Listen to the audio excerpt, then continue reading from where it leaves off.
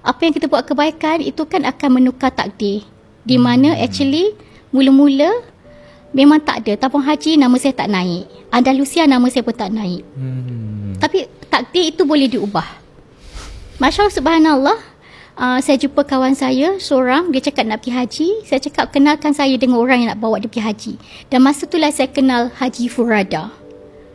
Dan Masya Allah, subhanallah, yang menariknya Dr. Hanzalah, saya pun pergilah nak pergi dengan ustaz yang dia kata nak bawa Haji Furada tu. Tapi suami saya tak kenal ustaz tu. Dan suami saya tak pernah dengar visa Furada. Rasa-rasanya boleh lepas tak? Dan kat sinilah kekuatan doa. Saya buat solat hajat dan minta Allah, Ya Latif, Ya Latif, Ya Latif, Ya Latif, Ya Allah kau lembutkan hati suamiku. Just ask kan? Ask Allah. Bukan kita tanya dia, kita tanya. Makna communication, bila kita nak apa-apa, kita kena pergi naik atas, baru pergi dia. Tu, macam ni.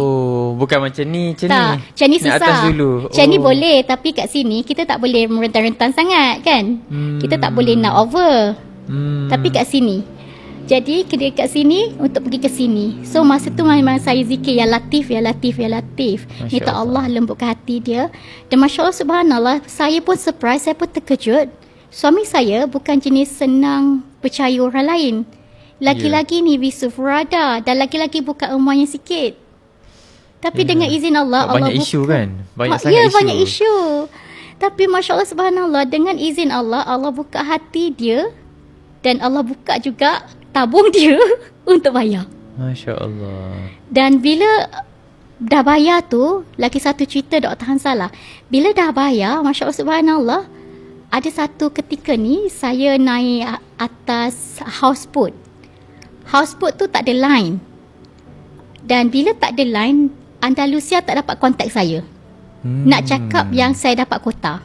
Oh, dapat. Dapat kota tabung haji. Tapi disebabkan tak dapat kontak saya, dan saya pun pening kepala masa tu. Sebab masa tu kita bangun malam dan kita tak tidur dan pening kepala.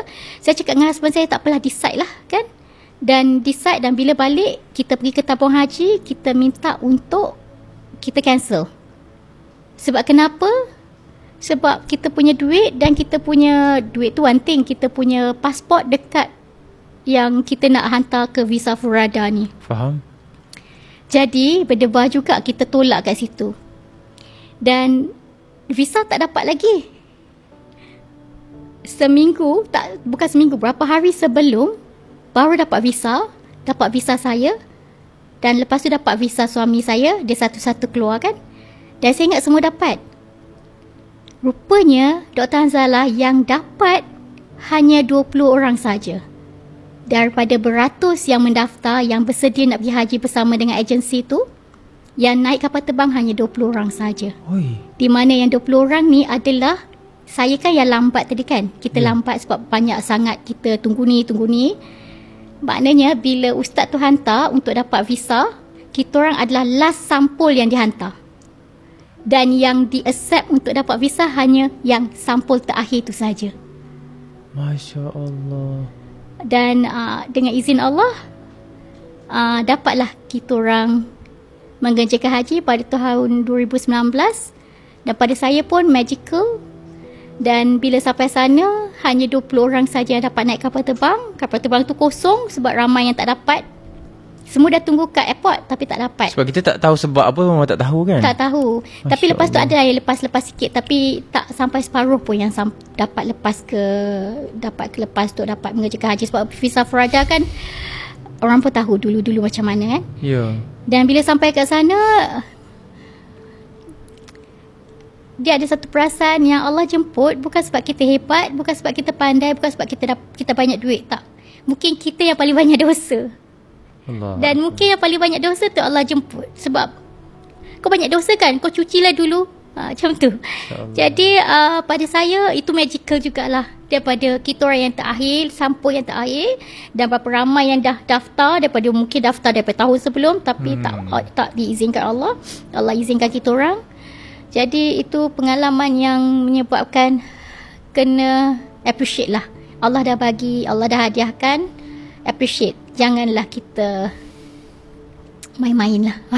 Masya Allah. Beberapa hari sebelum baru dapat betul. Beberapa visa hari tu. sebelum baru dapat. Masya Allah. Jadi maknanya kat sini Dr. Hanzalah, siapa yang kata susah nak pergi haji, siapa yang kata tak ada duit dan sebagainya, letak tepi semua tu. Macam tadi saya cakap tadi, takdir kita boleh diubah. Banyak benda, banyak teknik. Kalau saya cakap banyak formula yang Allah sebut dalam Quran yang memungkinkan yang mustahil. Wallahu a'lam.